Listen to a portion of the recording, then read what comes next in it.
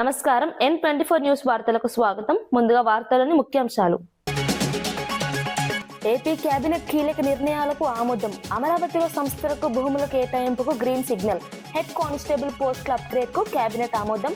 పోలవరం పనులకు అదనపు నిధులు కేటాయింపు.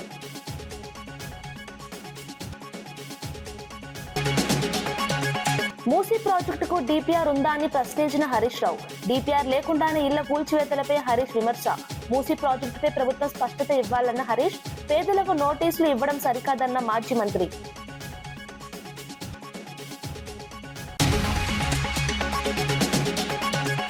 శనగ కొనుగోలులో భారీ కుంభకోణం జరిగిందన్న ఆరోపణ. రైతులను దోచుకుంటున్నారని ఎమ్మెల్యేపై వైఎస్ఆర్సీపీ శివప్రసాద్ రెడ్డి ఆరోపణ. మార్కెట్ యార్డులో లంచం లేక కొనుగోలు లేవన్న విమర్శ. శనగ కొనుగోలు అవినీతిపై మార్కెట్ యార్డు ముట్టడికి హెచ్చరిక. హోంశాఖ అధికారులతో సమీక్ష నిర్వహించిన డిప్యూటీ సీఎం భట్టి. భద్రతా వ్యవస్థపై ఉన్నతాధికారులతో చర్చించిన భట్టి. ప్రీ బడ్జెట్ సమావేశంలో హోంశాఖ పనితీరుపై సమీక్ష. రాష్ట్ర భద్రతా వ్యవస్థ బలోపేతంపై భట్టి దృష్టి. నిరుద్యోగ సమస్యపై కాంగ్రెస్ ప్రభుత్వంపై విమర్శలు. ఉద్యోగాల పేరుతో యువతను మోసం చేస్తున్నారన్న రాకేష్.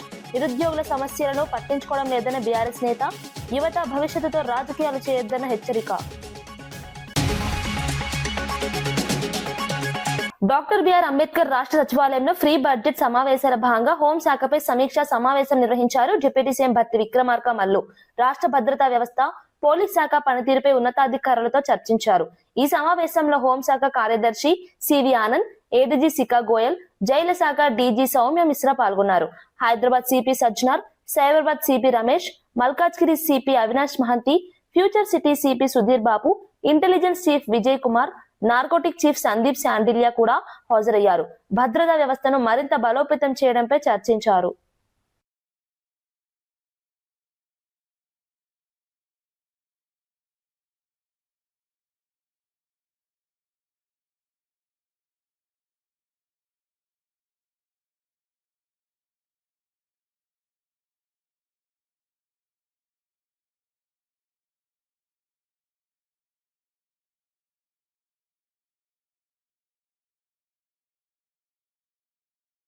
మంగళ్య షాపింగ్ మాల్ నమ్మకానికి మారుపేరుగా నిలుస్తుందని మంత్రి పొంగులేటి శ్రీనివాస్ రెడ్డి అన్నారు. వ్యాపార రంగంలో సుదీర్ఘ అనుభవంతో ఈ సంస్థ అనేక రాష్ట్రాల్లో విస్తరిస్తోందని పేర్కొన్నారు. మార్కెట్లో అందుబాటులో ఉన్న ఉత్తమ నాణ్యత గల వస్తువులను అందిస్తున్నందున మంగళ్య షాపింగ్ మాల్ రోజు రోజుకు అభివృద్ధి చెందుతున్నారు. వినియోగదారుల నమ్మకాన్ని నిలబెట్టుకుంటూ వ్యాపారాన్ని విస్తరించుకుంటోందని చెప్పారు. నాణ్యతకు ప్రాధాన్యత ఇవ్వడం వల్ల ఈ సంస్థకు మంచి గుర్తింపు వచ్చిందని మంత్రి పొంగులేటి అభిప్రాయం వ్యక్తం చేశారు.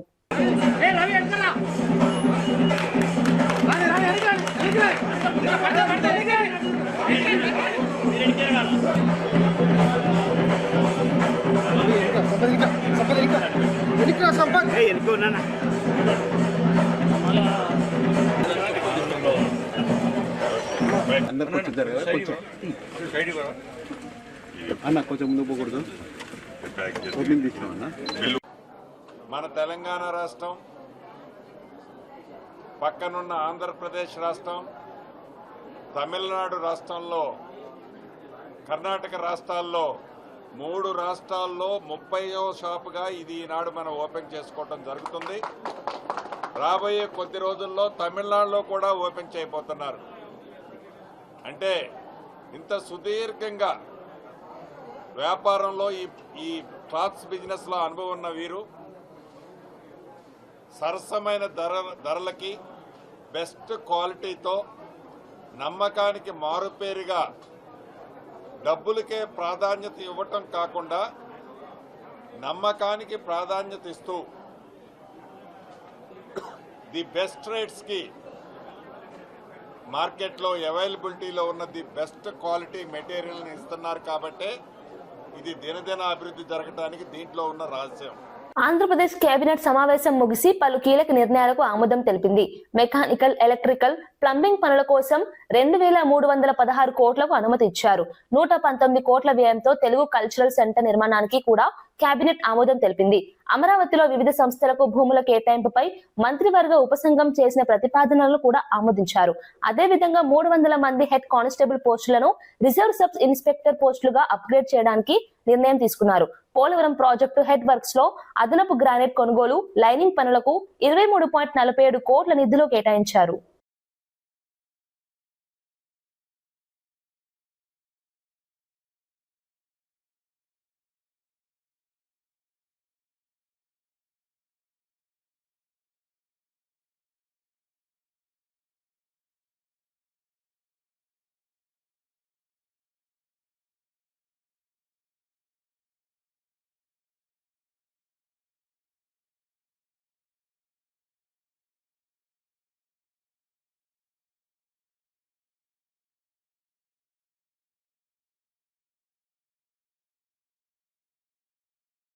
నిరుద్యోగ సమస్య కాంగ్రెస్ ప్రభుత్వ ప్రాధాన్యతలో లేదని బీఆర్ఎస్ నేత రాకేష్ రెడ్డి విమర్శించారు.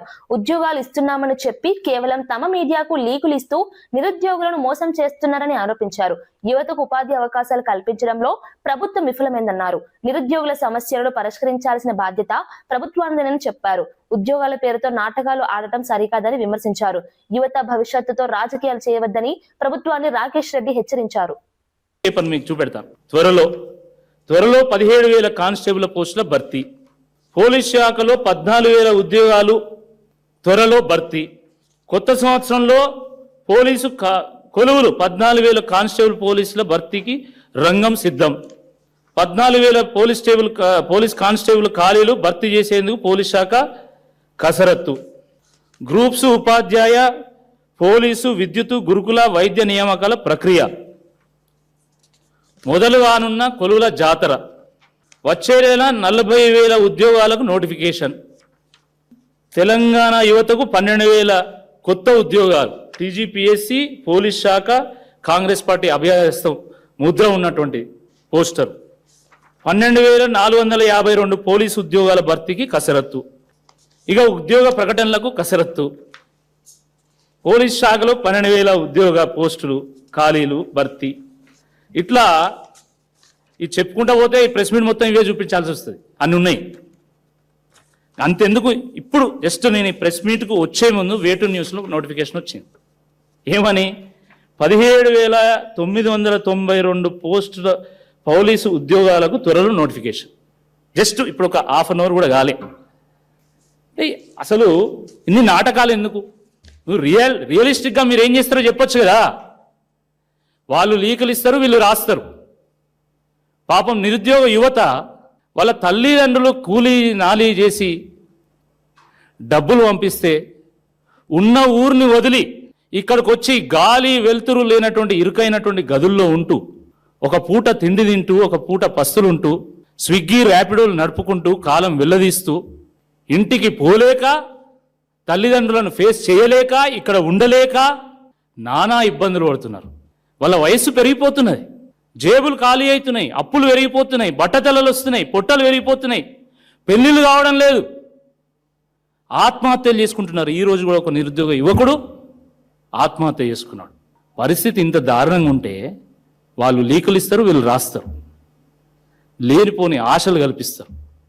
ఒక తీవ్రమైనటువంటి మనోవేదనకు ఈ నిరుద్యోగులను గురి చేస్తున్నారు. ఇది ఎంతవరకు సబబు అని చెప్పి ఈ సందర్భంగా మేము ప్రశ్నిస్తా ఉన్నాం.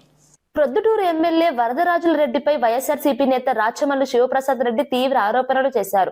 తండ్రి కొడుకులు కలిసి శనగ రైతులను దోచుకుంటున్నారని విమర్శించారు. మార్కెట్ యార్డులో కింటాకు 200 రూపాయలు లంచం ఇస్తేనే కొనుగోలు జరుగుతున్నాయని ఆరోపించారు. 100 కిలోల శనగల బస్తాపై రైతులకు 560 రూపాయల వరకు నష్టం వస్తుందన్నారు. ఇప్పటి వరకు శనగల కొనుగోలులో 13 కోట్లకు పైగా కుంభకోణం జరిగిందని తెలిపారు. ఈ అవినీతిని అరికట్టకపోతే మార్కెట్ యార్డును ముట్టడిస్తామని హెచ్చరించారు. స్వయాన తెలుగుదేశం పార్టీకి సంబంధించిన మాజీ ఇన్ఛార్జి కూడా దీని మీద ఆధారాలు సహా మాట్లాడినారు. వాళ్ళ పార్టీకి సంబంధించిన వాళ్ళే చాలా పత్రికలు కూడా రాస్తున్నాయి. రాజుపాలెం మండలం, ప్రొద్దుటూరు మండలానికి సంబంధించిన చాలా మంది రైతులు కూడా బాహాటంగా ఈ అవినీతి భాగోతాన్ని, వారికి జరుగుతున్న అన్యాయాన్ని పదే పదే వారి గ్రామాల్లో చర్చించుకుంటున్నారు, చెప్తున్నారు. మా పార్టీకి సంబంధించిన 2 మండలాలకు సంబంధించిన నాయకులు రైతులే కదా. మా పార్టీకి సంబంధించిన నాయకులు కూడా రైతులే. బలరాం రెడ్డి ఉన్నాడు, రైతే. పగిడాల గ్రామానికి సంబంధించిన కురపాడు కొండారెడ్డి, చౌటపల్లె మార్తల ఓబులరెడ్డి, ఇక్కడ కూర్చున్న వాళ్ళంతా రైతులే ఉన్నారు. ఆయన రైతే. ఆయన టంగుటూరు వెంకట సుబ్బారెడ్డి, వీళ్ళంతా రైతులు. ముందు రైతులు, తర్వాత మా పార్టీకి సంబంధించిన నాయకులు. వారు చేసేది వ్యవసాయం. వారు పండించేది ఈ సీజన్లో రాజుపాలెం మండలంలో శనగే పండిస్తారు. ఒక్క రాజుపాలెం మండలంలోనే 14,000 నుంచి 15,000 ఎకరాలు శనగను సాగు చేసినారు. ప్రొద్దుటూరు మండలానికి 5,000 ఎకరాలు సాగు చేసినారు. అంటే దాదాపుగా ఈ నియోజకవర్గంలో 20,000 ఎకరాలు శనగను పండించినారు. వీళ్ళందరూ మాకు పదే చెప్తా ఉన్నారు. నాకు మనం స్పందించాల్సిన అవసరం ఉంది, గట్టిగా దీని మీద పోరాటం చేయాల్సిన బాధ్యత ఉందన్న. రైతులకు అన్యాయం జరుగుతూ ఉంది. తెలుగుదేశం పార్టీ నాయకులు దోపిడీ ఎక్కువైపోయింది.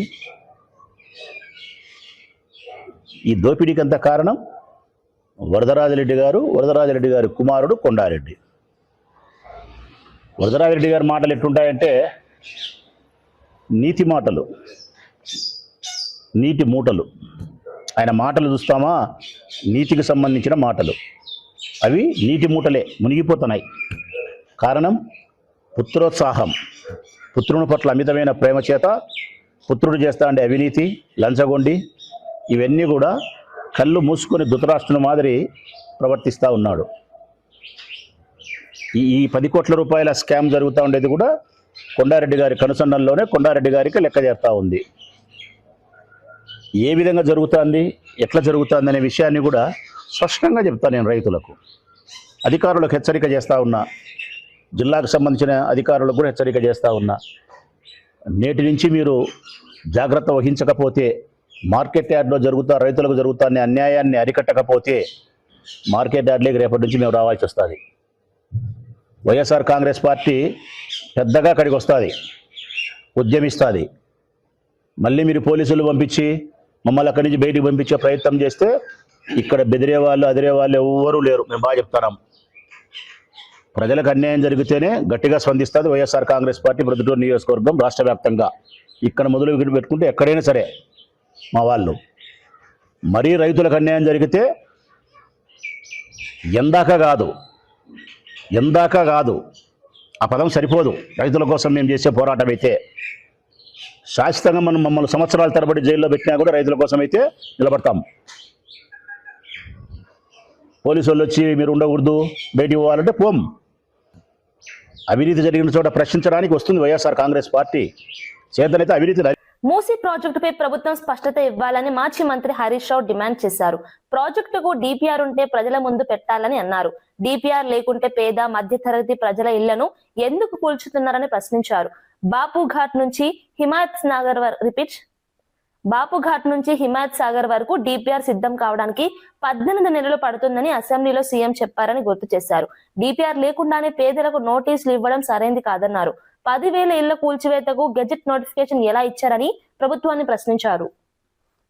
ఏది సరిగా ఉండదు, నీది అన్ని అబద్ధాలు. గోబల్స్. రేవంత్ రెడ్డి కాదు, గోబల్స్ రెడ్డి నువ్వు.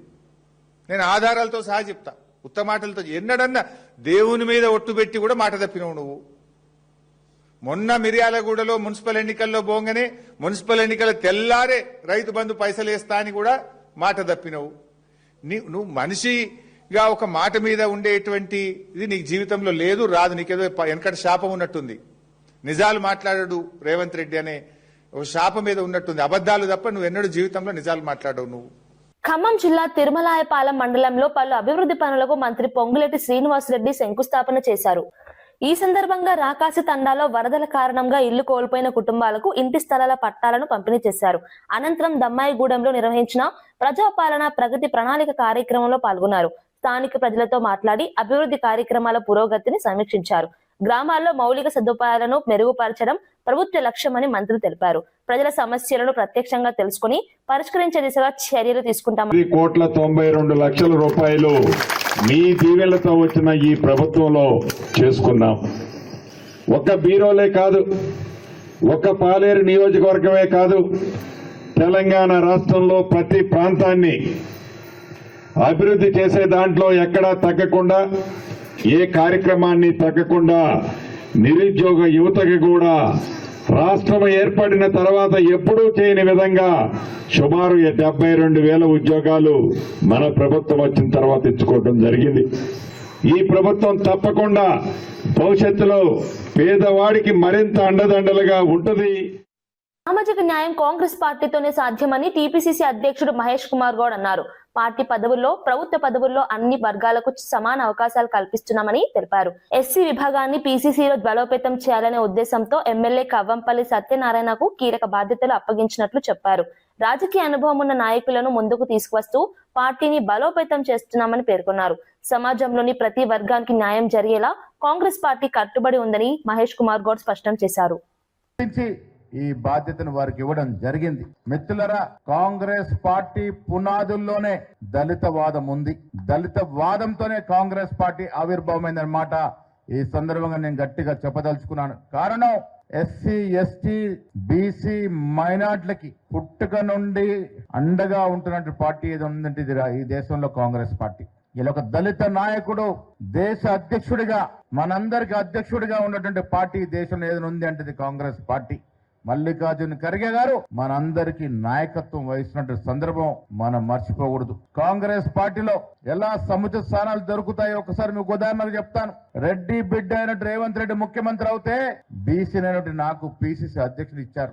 దళితులైన బట్టి గారికి డిప్యూటీ ముఖ్యమంత్రి ఇచ్చారు. మరో దళితుడికి స్పీకర్ పదవే కాకుండా 17% ఉన్నటువంటి ఎస్సీలకి 4 మంత్రి పదవులు ఇచ్చి సత్కరించినటువంటి సత్తా కాంగ్రెస్ పార్టీదనే మాట ఈ సందర్భంగా నేను మనవి చేస్తా ఉన్నాను. జిల్లా కాంగ్రెస్ కమిటీ అధ్యక్షుడు నియామకం చేస్తే మిత్రులారా 36లో 29 ఎస్సీ, ఎస్టీ, బీసీ, మైనార్టీకి ఇచ్చిన ఘనత కాంగ్రెస్ పార్టీకి. దాంట్లో 4 ఎస్సీలకు డీసీసీ అధ్యక్షుడిగా చేసిన ఘనత కూడా కాంగ్రెస్ పార్టీది. పిసిసి ఉపాధ్యక్షులు 5, ప్రధాన కార్యదర్శులు 9 మందికి ఇచ్చి దళిత పక్షపాతి కాంగ్రెస్ పార్టీ అనే మాట ప్రజలకు తెలియజేసిన సందర్భం. కాంగ్రెస్ పార్టీలోని సాధ్యం. ఇంత పెద్ద పదవి వచ్చినా భవిష్యత్తులో అది కాంగ్రెస్ పార్టీలో సాధ్యం, కానీ ఏ ఇతర పార్టీలో సాధ్యం కాదు మిత్రమా. ఇలా సోనియా గాంధీ గారు, రాహుల్ గాంధీ గారు, ఖర్గే గారు కన్న కలల్ని సాకారం చేస్తూ ఈ రాష్ట్ర ముఖ్యమంత్రి రేవంత్ రెడ్డి గారు 90 ఏళ్ల తర్వాత రాష్ట్రంలో హెల్త్ టూరిజాన్ని అభివృద్ధి చేసే దిశగా ప్రత్యేక కార్యక్రమాలు చేపడుతున్నామని మంత్రి దామోదర రాజనరసింహ తెలిపారు. హెల్త్ టూరిజం మీద ప్రతి సంవత్సరం ప్రత్యేక ఈవెంట్ నిర్వహించాలని ప్రభుత్వం నిర్ణయించిందన్నారు. ఇందుకోసం ప్రత్యేక ట్రైనింగ్ ఇన్స్టిట్యూట్ ఏర్పాటు చేసి దానికి రీసెర్చ్ వింగ్ ను జత చేయనున్నట్లు చెప్పారు. ప్రతి 3 నెలలకు ఒకసారి వర్క్ షాప్లు నిర్వహించి వైద్య రంగంలో నైపుణ్యాన్ని పెంపొందించనున్నట్లు తెలిపారు. నర్సింగ్ అధికారులకు జపాన్, జర్మనీ భాషలపై శిక్షణ కూడా ప్రారంభించామని వెల్లడించారు. పేదలకు అత్యున్నత వైద్య సేవలు అందుబాటులో ఉండాలన్నదే ప్రభుత్వ లక్ష్యమని మంత్రి తెలిపారు. Japanese language and German language.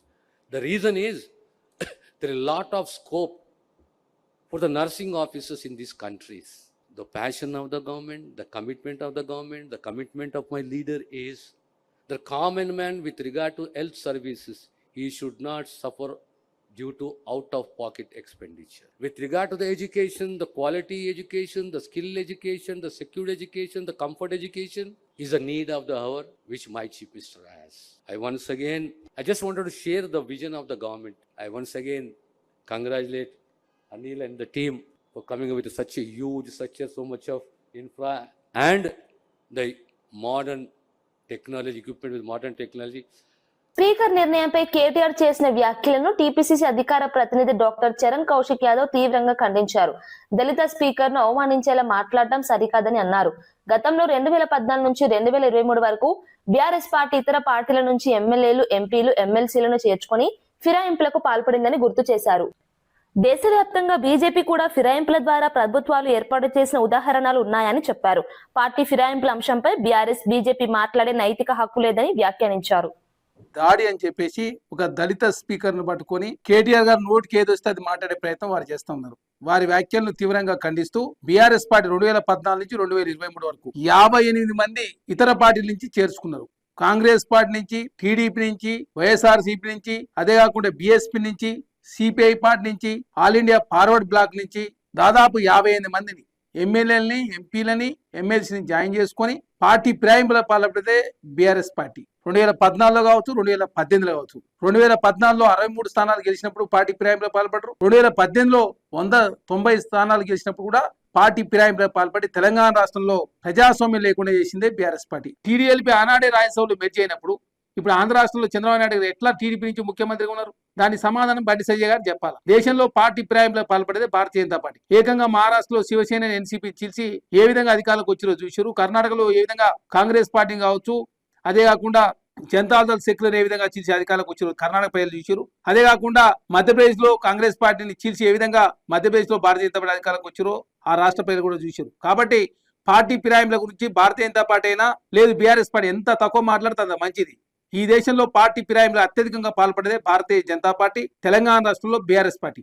ఈ రెండు పార్టీలకు మాట్లాడే నైతిక అర్హత లేదు. బండి సంజయ్ గారైనా కేటీఆర్ గారైనా తెలంగాణ రాష్ట్ర ప్రజలను తప్పుదారి పట్టించే ప్రయత్నం, అదేగాక ఒక దళిత స్పీకర్ను అవమానించే ప్రయత్నం జరుగుతూ ఉంది. దేశంలో భారతీయ జనతా పార్టీ ఏ విధంగా ఈడీ, ఇన్కమ్ ట్యాక్స్, సిబిఐని ఏ విధంగా వాడుకుంటుందో దేశ ప్రజలు చూసారు. లాస్ట్ ఎలక్షన్ కమిషన్ కూడా వాడుకునే ప్రయత్నం, అదే కాకుండా పార్లమెంట్ లో స్పీకర్ ఓం బిర్లాను కూడా వాడుకొని ప్రతిపక్షాల గొంతు నొక్కే ప్రయత్నం కూడా భారతీయ జనతా పార్టీ చేస్తా ఉంది. ప్రజాస్వామ్యం గురించి భారతీయ జనతా పార్టీ మాట్లాడితే దేశ ప్రజలు నవ్వుకుంటారు మిస్టర్ బండి సంజయ్ గారు.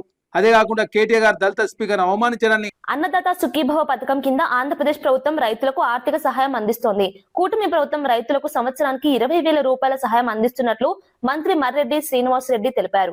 మూడో విడతలో భాగంగా ముఖ్యమంత్రి చంద్రబాబు నాయుడు 46,85,838 మందికి రైతుల బ్యాంకు ఖాతాల్లో 8,935 కోట్ల రూపాయలను జమ చేస్తున్నారు. ప్రతి రైతుకు 6,000 రూపాయలు జమ అవుతున్నట్లు తెలిపారు.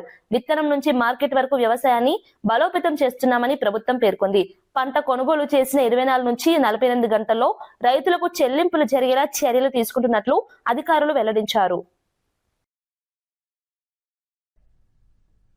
మీ ప్రభుత్వ హయాంలో సంవత్సరానికి 1,200 మంది రైతాంగం ఆత్మహత్యలు చేసుకుని భారతదేశ చరిత్రలో 13 జిల్లాల చిన్న రాష్ట్రం రైతుల ఆత్మహత్యల్లో 3వ స్థానంలో, కౌలు రైతుల ఆత్మహత్యల్లో 2వ స్థానంలో నిలిచింది అంటే వ్యవసాయం పట్ల మీ ప్రభుత్వం యొక్క బాధ్యత లేనితనం చాలా స్పష్టంగా కనపడింది. ఈ రోజు కూటమి ప్రభుత్వం అన్నదాత సుఖీభావకి 20,000 రూపాయలు అందించేటువంటి దాంట్లో 46,80,000 మందికి మేము స్పష్టంగా చెప్తున్నాం. మీ ప్రభుత్వ హయాంలో చెప్పినట్టు కాకి లెక్కలు చెప్పడం లేదు. 5 సంవత్సరాలు బారుకి కూడా 13,500 రూపాయల చొప్పున 67,500 రూపాయలు తమ ఖాతాల్లో జమ పడిన రైతు ఒక్కడైనా మీ ప్రభుత్వ హయాంలో ఉన్నాడా? రైతాంగాన్ని మభ్యపెట్టినటువంటి ఘనత మీది. చేతైతే అవకాశం ఉంటే విలువైన సలహాలు ఇవ్వండి. ఖచ్చితంగా తీసుకొని రైతాంగానికి అది మేలు జరిగేదైతే ఖచ్చితంగా ఇంప్లిమెంట్ చేయడానికి ఈ ప్రభుత్వం సిద్ధంగా ఉందని చెప్పేసి తెలియజేస్తూ లేనిపోయిన అబండాలు, అసత్యాలు, అర్ధసత్యాలని మానుకోమని చెప్పి విజ్ఞప్తి చేస్తూ ఉన్నారు. తిరుమల శ్రీవారిని కేంద్ర సహాయ మంత్రి ఎల్ మురుగన్ దర్శించుకున్నారు. ఆయనతో పాటు తమిళనాడు బీజేపీ అధ్యక్షుడు నైనార్ నాగేంద్రన్ కూడా స్వామివారిని దర్శించుకున్నాడు. ఆలయంలో ప్రత్యేక పూజలు నిర్వహించి దేశాభివృద్ధి, ప్రజల ఆరోగ్యం కోసం స్వామివారిని ప్రార్థించారు. ప్రపంచం యుద్ధ వాతావరణంలో ఉన్నప్పటికీ ప్రధాని మోదీ నాయకత్వంలో భారత్ సురక్షితంగా ఉందని మురుగన్ తెలిపారు. భారతదేశం మరింత శక్తివంతమైన దేశంగా ఎదగాలని కోరుకున్నట్లు నైనార్ నాగేంద్రన్ వెల్లడించారు. అనంతరం ఆలయ అధికారులు వారికి తీర్థ ప్రసాదాలు అందజేశారు. சட்டப்படி நடவடிக்கை எடுக்கப்படும் என திருமலை திருப்பதி தேவஸ்தானம் எச்சரிக்கிறது.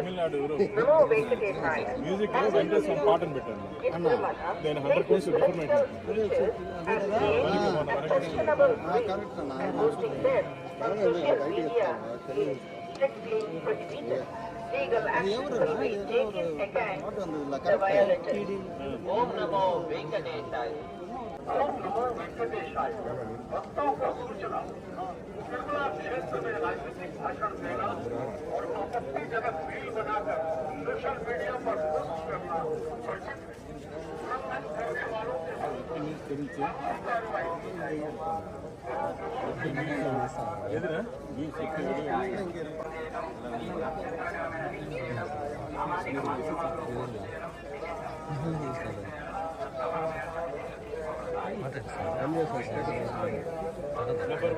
ఢిల్లీ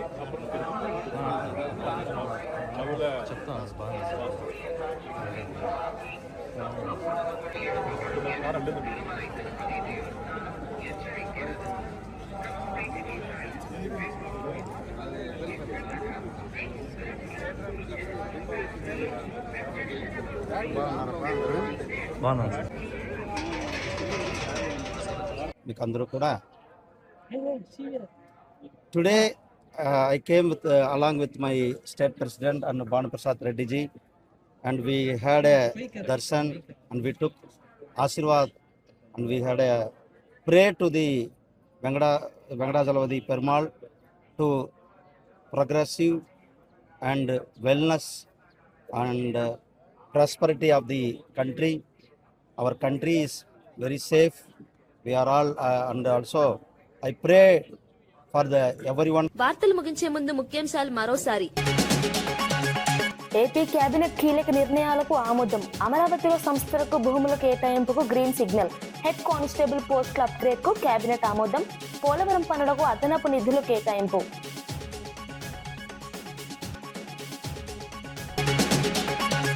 మూసీ ప్రాజెక్టుకు డిపిఆర్ ఉందా అని ప్రశ్నించిన హరీష్ రావు. డిపిఆర్ లేకుండానే ఇళ్ల కూల్చివేతలపై హరీష్ విమర్శ.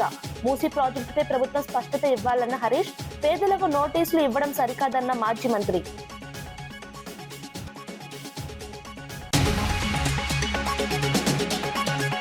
శనగ కొనుగోళ్లలో భారీ కుంభకోణం జరిగిందన్న ఆరోపణ.